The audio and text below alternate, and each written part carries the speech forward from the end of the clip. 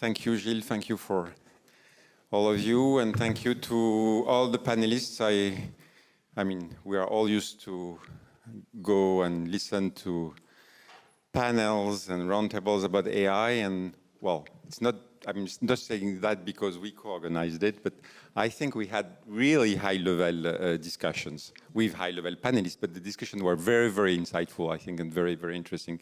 So I want to thank all of the panelists for all the insights.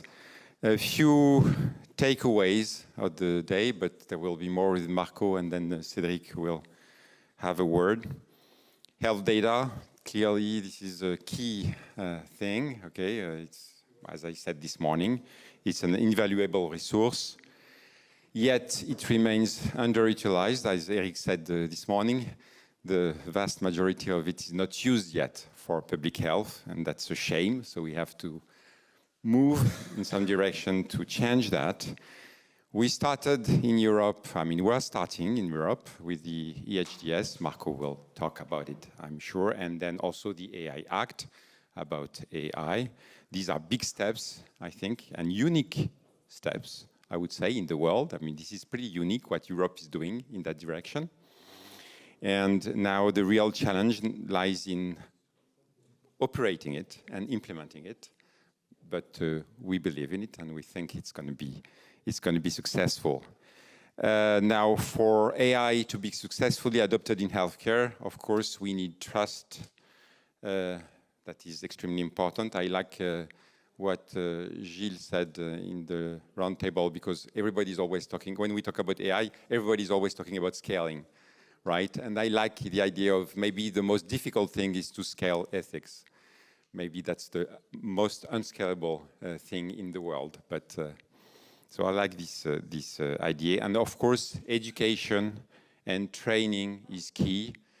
Education, especially in this world where there are so many fantasies, you know, in the head of people who don't know anything about AI, about what it could be positive or utopic fantasies or dystopic fantasies, you know. Sorry. We have both, and it's very hard to educate people, to just explain to them what AI is. And again, as it was said, I think in the last roundtable, not about how do you code or whatever, but just what it is able to do today, what it is not able to do today, and God knows that there are so many things that we're not able to do.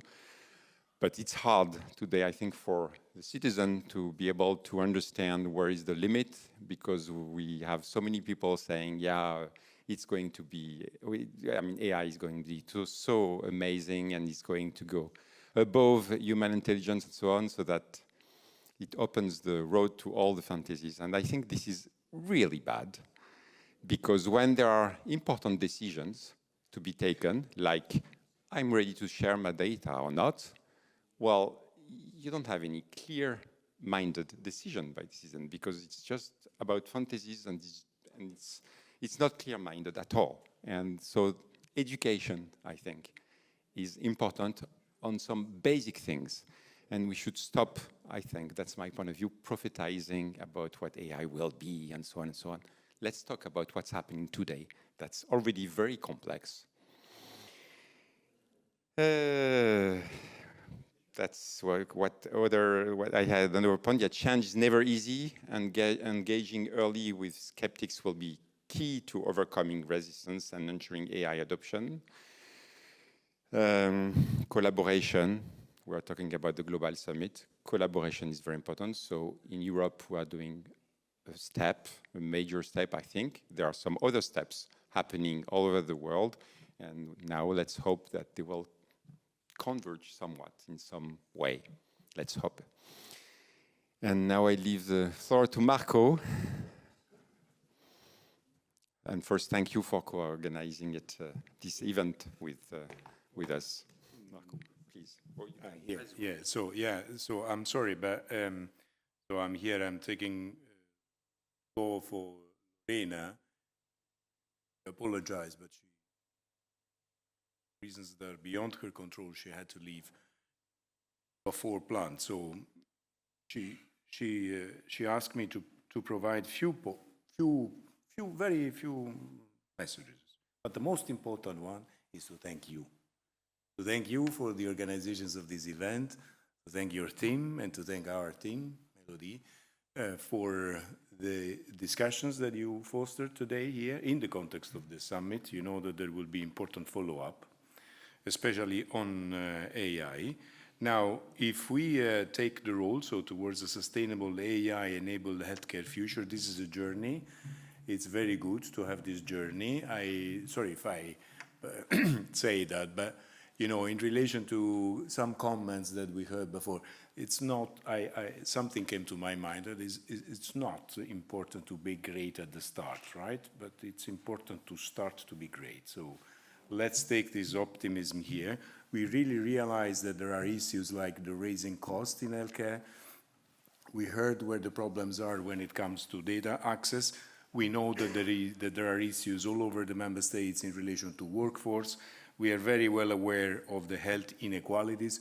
We know the burden that non-communicable diseases will pose on to us. So I think that today we do all agree that AI, well, certainly it's not going to be a silver bullet, but it can be a catalyst for change there. And I think that there is a great, say, engagement on all of us to, to understand where we can go and how we can go there together in this, with this very, as you say, collaborative space. Now, we will make sure that this approach, AI, continues to be human-centered. We certainly take the message also today that it must be fair and it must be inclusive. So, well, let's make sure that that we deliver on the reliance that our health systems are really seeking for. So thank you again, Emmanuel, for the great job you did. And thank you to you and to your team also. And now I'm very pleased to welcome Cédric Villani for the last words. I don't know if I need to introduce Cédric, but I will. Cédric, come with us. So Cédric is a mathematician, for those who don't know, from the University of Lyon and a member of the Academy of Sciences, Fields Medal in 2010, former member of the French Parliament. And as a member of Parliament, Cédric has written a report in AI in 2018 as the basis of the French AI strategy, which also included a strong European dimension and also the precursor vision of the Health Data Hub. And that's because of the report of Cédric that the Health Data Hub was built. So we owe you one, Cédric. We owe you a lot. Thank you, my friend. Okay. How do you want us to proceed like this? So my remarks. Okay. First, Emmanuel, thank you for mentioning Europe, for putting Europe prominently and so on. I've been a devout federalist for many years now, and if there is one thing I'm sure when it comes to AI and political answer, if it goes without the support and the resonance drum of the Europe, it will go nowhere. And one of the things I'm proud of during my career as mathematician that I sat for several years at the scientific board of the European Commission. And as you mentioned, we made a point when we were working on the AI strategy that it would be strategy France and Europe. And it's not so easy, and I've seen it after the years, one of the tricky points to state this and to go this in action. When I was working on the strategy, there was the talks like, oh yes, there is this European network Claire and that European network Alice, and there is debate between both, and should we prefer one or the other or both, and how to fund them, etc. And now it's almost exactly the same debate. And the European networks that we envisioned in the report and said it would be so important and attractive for the youth of the whole Europe to have centers which are connected and possibilities of exchange, Erasmus of AI or whatever, exchanging professors and so on. And that would be a part of the vision. Partly to give more means, to get it more interesting for us here, but also for a super important natural resource which is called the brains of the programmers of former Eastern Europe, which for years and decades have been attracted and aspired over the ocean by great universities from North America. Okay, I love the universities of North America and I made part of my career there. But if it goes like this all the time and not back, then it's a problem and it's unbalanced, and that is a huge problem we were never able to tackle. So European vision. When it comes to AI and healthcare and Europe, it's all the more challenging because it's already so difficult to do one health data hub in a country so much centralized as France. As soon as you go and explain the problem to Germany, say, oh, wait, but each land has to have its one, and there are different systems. And then you look at all the systems throughout Europe, hundreds of systems, different connections. What will you do? But in AI, life is like this. You want to connect connections of connection, and it can only be done through practice and trial and error and having the human network, which is able to go this and know how which data have to be handled and so on and so forth. So it's not because it's tricky and difficult because of this heterogeneity that we should abstain from it. We should really go for it. So that's my first thing I wanted to say about the European scale of the strategy. Second thing I like to say, when it comes to AI applications, health is a very special field and so very important. Probably historically it's not the first one in which people wanted to have applications in AI. Of course, at the beginning in the 50s, AI was related to the idea of understanding the reasoning and consciousness and whatever. But this goal turned out to be extremely difficult. And the much more modest goal to work out practically some tasks, in particular by setting up some functions, turned out to be extremely successful. The vast majority of AI now is about building functions in the mathematical sense of the term. To X, you map Y.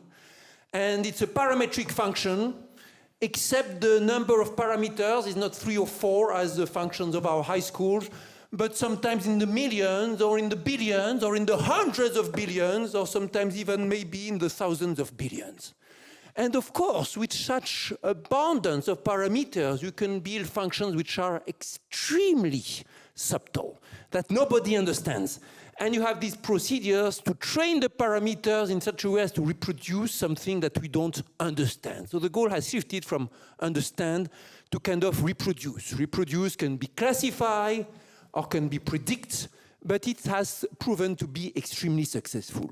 Certainly, when it comes to analyze and predict, the field in which the founding fathers most had ideas was about chemistry. Chemistry and so on, and for instance, Geoff Hinton comes from a tradition of Great Britain, UK school. His professor was very much versed in these applications of scientific computing to chemistry, because the daunting challenge of complexity in chemistry is very clear to everybody who worked on this. Predict a shape is a monster thing. Predict what will react with what is monster. And then you are left with a combinatorics that leads you to try and try and try and try. And if you can automatize part of this process, you gain enormous amount. And it's just quite right that the first Nobel Prize, that there was the Nobel Prize of Demis Hassabis and John Jumper precisely for applications of AI to chemistry.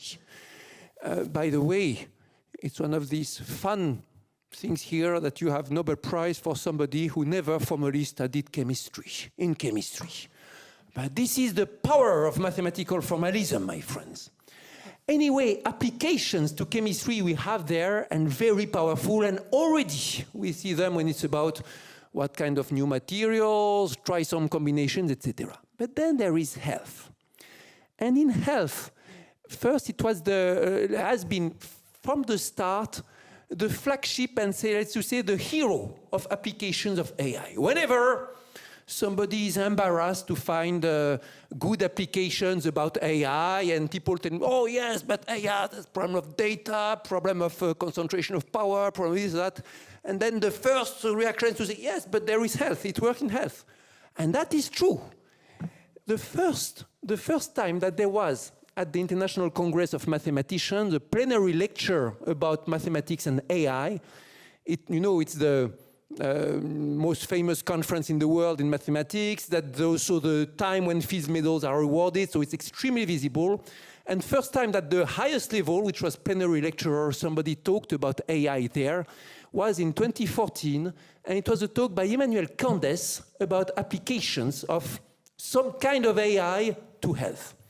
In his case, it was mainly about compressed sensing and reconstructing missing information, say in medical images and things like this. And the mathematical planet, many people were like, wow. I remember Tim Gowers, extremely influential mathematical and physics medalist himself, wrote on his blog, Emmanuel Candes, now I understand why he does math, and the short answer is he does math to save lives. And he was explaining how there was a collaboration with some big hospitals about diminishing the amount of time that a child will have to spend in the machinery to get the scanner, so to minimize the radiation which is received. And you do this with a level of reconstructing the missing information. You subsample the information and then you reconstruct what is missing, and you can make it in such a way that you reconstruct all the relevant information. For some time, I used the talk of Emmanuel Candes and excerpts and images from this talk to explain people what it was like, applications of mathematics to field like health, etc. And has been a fantastic PR for the field. Now, last year, I was attending, as every year, the National Conference on Artificial Intelligence and Biomedicine, and exactly the same applications that Emmanuel Candes was talking about were still here on the table, but so much more powerful. The compressed sensing was now so much more useful, the images were amazing, the amount of information was wow, etc. In exactly 1 decade, you could see the impact which had been there in the field that was amazing. But then, also a number of new applications which were not there back 10 years ago, like surgery assisted by AI and improving the chance of success for tricky surgery for the heart and things like this.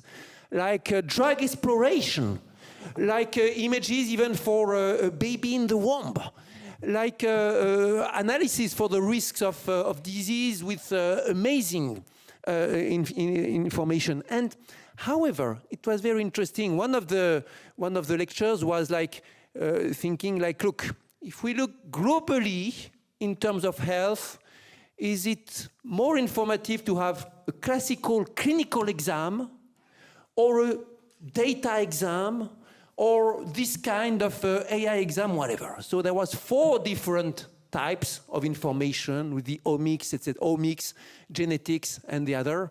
And of all the exams possible, the clinical was still the most informative, more informative than each of the other ones.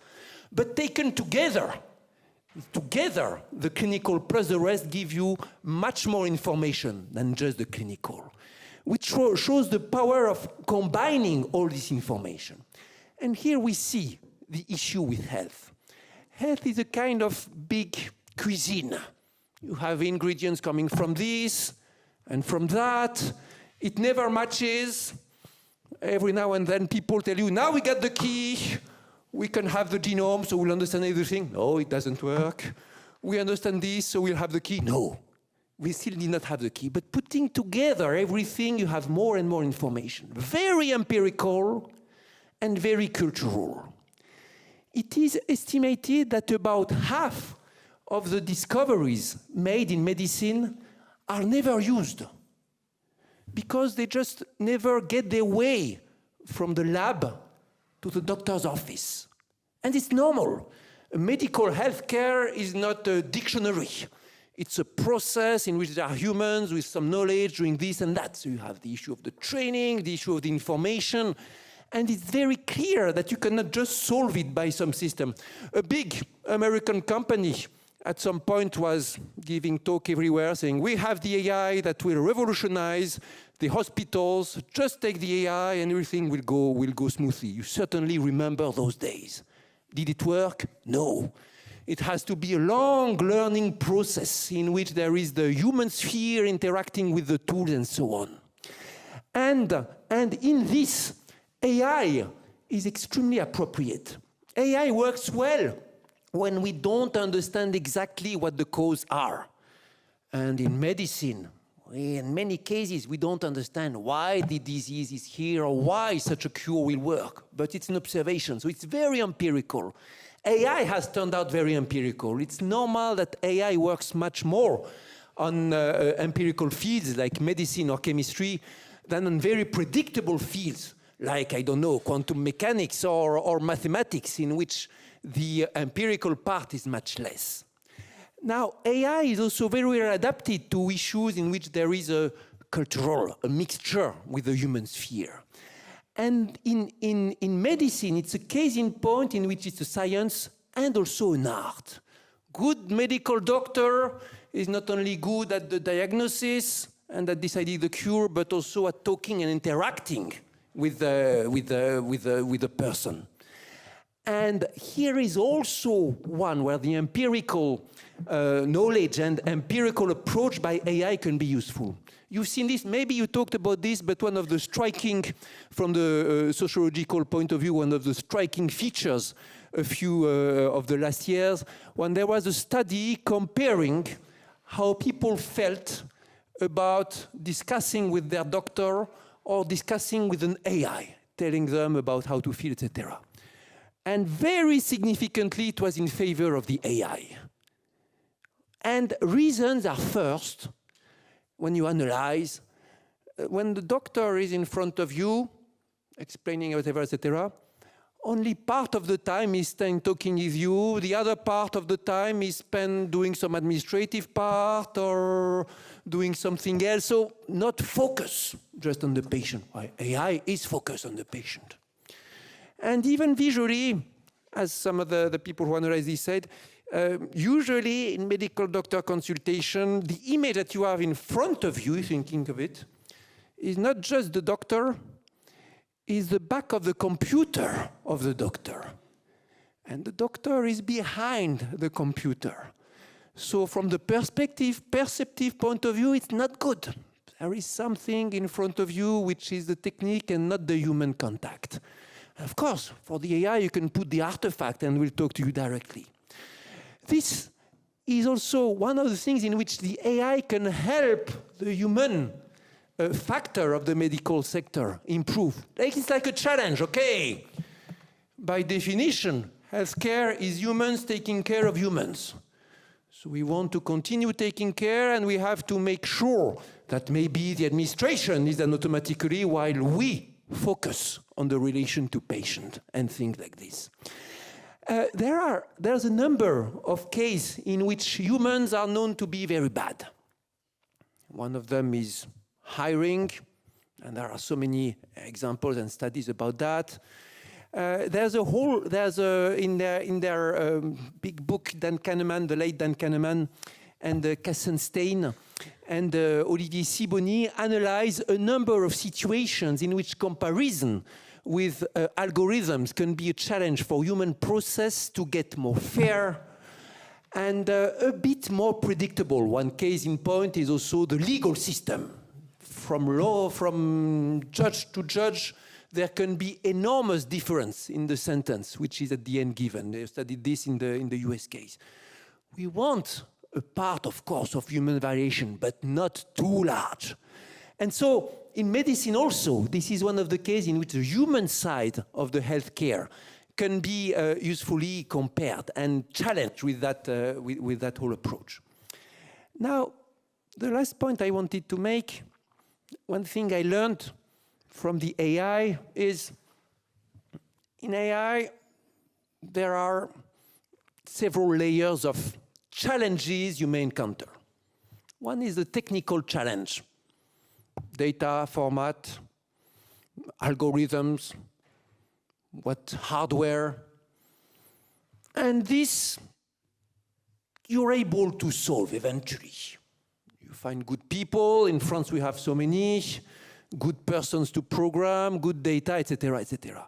Next layer is the layer about the rules, about the ethics, about the law, etc., etc. And then it can be very challenging. Okay, in general, I think that AI Act is globally a good thing and we should be content with it, but I think that globally, the health sector is over-regulated. And when I was member of parliament, I worked on some issues. One issue I did report on was the reuse of staff and in the hospital environment. And some of the rules are amazing, and you see in France they are more tricky than in any other place. And there is a rule of regulation, and in France particularly, of over-regulation in this and many other. And this layer can be very tricky in the health system. And there's a third layer, and usually that is the most tricky one, is the political layer. And this can be the disaster. I'm sure Emmanuel will agree on that. On the Health Data Hub, all the big problems were political. And political, it can be everywhere. It can be at the very top, so government doesn't want to make this because it's afraid of the backlash. I say it. I witnessed it. Or it can be internal, like this guy doesn't want to share the data because he doesn't trust this one, or this guy doesn't want to put the system because there is a certain privilege there which would be lost, etc., etc. The human organization. And that is the real tricky. Actually, the first who told me about this 3-year thing were some people from a hospital, a big hospital in Paris, and they told me, yes, we did our data, notre entrepôt de données, how do you say it? Data warehouse. And we had these 3 challenges to solve, and we overestimated the technical challenge and we underestimated the political challenge. But actually, they were just as difficult to solve one as the other. So in AI, the political challenge is very much quite an issue. And in health is case in point, but in many cases about the implementation of the AI strategy, the big issues, the ones that really did not work, were the political ones. Now, last point. AI is a subject which has to go in debate because it's a society issue. It's very important to have the debate, and very important to have not just the big national debates, but also the local debates. Debates at the level of the territory, debates at the level of the organization. Any good AI development, you want to put the AI in your company or hospital or whatever, has to start with the internal debate in which you ask, what would be the use case? How will the people react? What do we want? What do we want to do, etc.? After the report from 2018, I've been involved in a large number of processes, some like this. Sometimes I was called as a witness, sometimes I was part of a scientific board, of some citizen convention for AI, or some debate in some company, whatever. And always you can witness the same thing. Debate starts technical and then goes more and more political. You start like, what is the procedure? And it ends like, what do we want? What do we want to do? And when you do the debate right, you can identify first better your core values and core goals, and better also what will be the use case. And sometimes it's enormous. There was an insurance institution or a healthcare institution, Caisse d'Assurance Maladie director, who told me we did the debate internally about what we could do with AI possibly. We identified more than 80 cases, use cases that we would like to test. Administrative issues, relation to patient, whatever. So you have to start from the debate and then go on. And when you have the good debate in internal, when you have the good partners, the good researchers to collaborate with, then you can really hope for success. We do have great researchers in France and in Europe more generally. We do have great engineers. We do have great healthcare systems, many people will tell us, you know, it's not what it used to be, it goes down, whatever. Heck, go around the world on other continents, and you don't want, in most of the places in the world, you don't want to become ill there. And better that it happens here in Europe. So we have to be sure and proud of our healthcare systems in general in Europe and make sure that we do use AI with these conditions to improve it even more. That's what I wanted to say, my friends. Good politicians, you mean? Of course, they have great politicians also. But sometimes great politicians are trapped in tricky political games. Do we have time for questions? Yes, of course. Okay.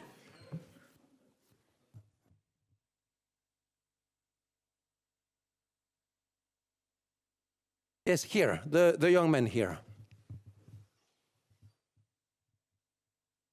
Si vous voulez faire collaborer des acteurs de l'intelligence artificielle, ils font définir des règles du jeu, des incitations, mais aussi des modes de sélection, c'est-à-dire ce qu'on appelle des arbitrages, qui correspondent à des règles équitables. Ces règles n'ont jamais été abordées par quelques politiciens et même scientifiques que ce soit. Comment expliquez-vous cette lacune et comment dépasser cette lacune pour donner l'argent dans de bonnes mains et pas dans de bonnes poches? Yes, so if you want to make people collaborate, you need to have some arbitrage, some selection about what are the equity rules that you use to do the decision, etc. And these rules were never put together by politicians and by scientists. That is basically the question, how to handle this. Let me make the case that the people who have to decide who are the ethics rules and what is equity are neither the politicians nor the scientists, but either the democracy in general or the experts in equity and so on. That is my point. You may not agree, but this is my point. And sorry, let me give my answer. When it goes to the use of the technique, it's not the technician who has neither the right nor the ability to tell about the rules of good use. This is the society in general. The technician, the guy who, or the woman who makes it, has their say because it's part of their baby and say, I want this to be put, etc., etc., but cannot be alone in deciding.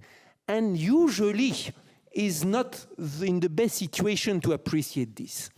Let me give you one example which for me is very striking, and I use it often in public debates about AI and democracy. So it's part of the democracy to say which are the rules we want to do this and that.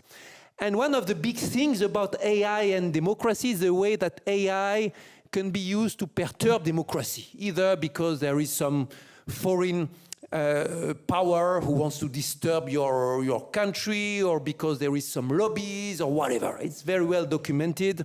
And there are excellent books, like the book by David Chavalarias here, Toxic Data, and others about this enormous danger that it can be for democracy, the AI and the algorithms that are handling the ideas on the social networks. This is rather commonplace nowadays. Like every week or so, I receive a call or an interview request for something like this, like AI in democracy. But first time I heard about it was 30 years ago. And 30 years ago, when I heard this for the first time, it was not one of the bright programmers, professors of programmation that I had, Emmanuel, you know, neither one of the bright mathematicians who were around, some of my professors there. Marie-Paul Cagny was my tutor at some point. She has been a superstar of AI generation of graphic universe and so on. But first time I was warned about this was by students in art who were mixing with us students in mathematics in a fiesta in our students' school, you know. And I remember that discussion with those art students certainly had been in a seminar about technique and society. There is a tradition about this. There are several notable philosophers of that in France. And they were talking to me. There will come a time in which, with the progress of image generation and text generation, we will not be able to distinguish the right from the false, and it will be a problem for democracy. And I remember very well listening to them and asking, what the hell are they talking about? In those days, social network was something like you go once a day to a common room in which there are some computers, go there, see what is there, etc. And it looks completely distinct from democracy, nothing to do with it. And it was during the AI winter. And so nobody seemed to really believe in the power of algorithms to change the fate of mankind. There were these art students describing me with accuracy what would occur 30 years later. So people who are versed in art or whatever, in sociology, they will have much better tools sometimes to apprehend what the technique can have as an effect. And sometimes you have this, and I know examples of philosophers, sociologists, who is a total dummy in programming, and it is because writing some stupid things about it, but catches the point, finds it right in the bullseye about a specific problem that you may encounter in society. So it's not the scientists, it's not their role. Scientists working on that, it's not their role to be there and to define the ethics rule. It has to be collective. The right approach, the best approach for this, and there is one of the interdisciplinary AI centers which goes like this, I think it's the Grenoble one, in which in the AI center, they have an in-house philosopher, like who is part of the system and discusses with the researchers, see what is possible, and it's the fact to be in close contact like this is good for his reflection and for the way to cross to do the cross fertilization. Given the time you spend to answer a question, I'm not so sure we have time for another one. University professors, they are talkative, but after they've done 5 years in parliament, then it's a disaster. You can never stop them. They talk. Parliament is so from maybe talking, just you know. if there is one left, we'll do one. Okay, one last one.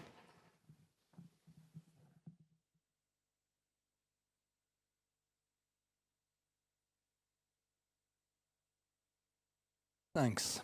I've been listening to this seminar all day, and we were talking about privacy, trust, transparency, etc. And we didn't speak very much about homomorphic encryption. And I'd like to have some comments from Cédric and Emmanuel about this technology. It was not supposed to be a technical event, so yeah, we did not. Okay. You know, we didn't thought about a lot of very technical things. So first, about privacy, healthcare also is a very good PR for the dangers of the privacy breach and issues. And we've seen over the years how difficult it is to ensure anonymity and whatever. In 2018, when there was the public, the conclusions of the report and so on, one of the invited researchers was Latanya Sweeney, who had become famous by showing, well, one of the things that made her famous, she had managed to re-identify in data that were accessible the health file of the governor of Massachusetts. And showing, it's supposed to be anonymous, it's supposed to be safe, but I can re-identify the health file of that particular prominent politician. And as a demonstration of what we all know, that there are so many breaches of security everywhere, that cybersecurity is one of the enormous issues for mankind now. And all kinds of approaches have been tried on this. Neither is totally satisfactory. There is always a trade-off. Remember once discussion with Adi Shamir, Shamir is the S of the RSA encryption, an extremely respected expert on issues about privacy, coding, and many things. He's the guy who showed that you can, in many cases, decipher the key used by the RSA key used by a computer just by listening to its noise, because of some pattern that you can spot and things like this with some recorder, etc. And so Shamir has these 3 laws that he calls the 3 laws of security. First law is there will never be a totally secure law, a totally secure encryption scheme, never. Second law is security will not be destroyed frontally, but it will be, people will go around, it sera contourné. And the third thing is, if you want to improve, to get twice safer, you will have to pay twice as much, which is enormous, because usually it's safety you measure in logarithmic scale, so it means the cost will become monster.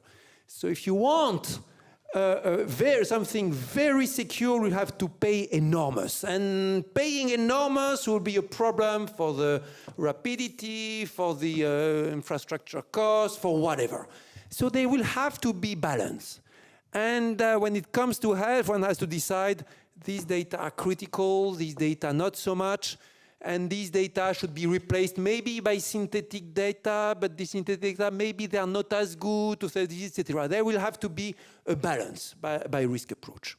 Now, homomorphic coding is a kind of promise of something that would be almost totally secure, because it's a way that you can store encrypted information in some public, some cloud or whatever, and you can act on it, doing operations, etc., process the data without decoding it. So in mathematical terms, you want a commutation between the mathematical operations and the coding. That is a very, very strong property.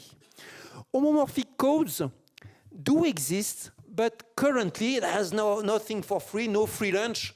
They are slow because they require a lot of time and energy. There has been, however, recently some progress, rather impressive, at the algorithmic part, which was a surprise because people rather thought that the hardware there would be some margin for improvement. However, we are still not at the moment in which we would be able to use this routinely, and probably this will never come. Probably these homomorphic schemes should be reserved for the most critical information. And these are partly the challenge. And here you see how even you start with the health, it has to be also the interface and the collaboration with some sphere which is not related directly to AI, but which is very much about the storing and the encryption and whatever. This, by the way, answering your question makes me think of one last point I wanted to make. Sorry. Very quickly, Emmanuel, short point. I told you about the first period in which there were people like Candace saying there is this and that application. It was more like academic, university research and so on. Then we saw a second period in which it seemed very much that the lead was in the hands of the general software companies, having all the data, the consumers, developing tools, etc., and we would think like, wow, these guys, the big tech, etc., they are doing much better than the medical guys, and maybe they will have the lead. But then we saw a third period currently, and it was very clear in the conference I was telling you, in which lead now is again at the university or in interdisciplinary teams in which universities or institutes specialized in healthcare have a leading role, because now that we go in details and in refine and subtle effects, you cannot just use all the data you have or data of your consumers. Or you remember when Google was telling, Google Flu will be able to predict the flu better than et cetera, et cetera. We are not there. Now we need data which are very well curated. We need things that are well prepared, and that is a specialist job. And so we see in the teams and in the principal investigators and so on, very clearly the lead back to people whose career is about the healthcare, which goes very well with the general rule. When things go well in development and AI, when you have hand in hand the specialist of the field that you want to augment with the AI and the specialist of the programming, working together and using the expertise of both. It's about sharing competence, and the good news is, if I may say, mathematically, this should be an incentive for us to collaborate more transdisciplinary and get to know each other better. Thank you.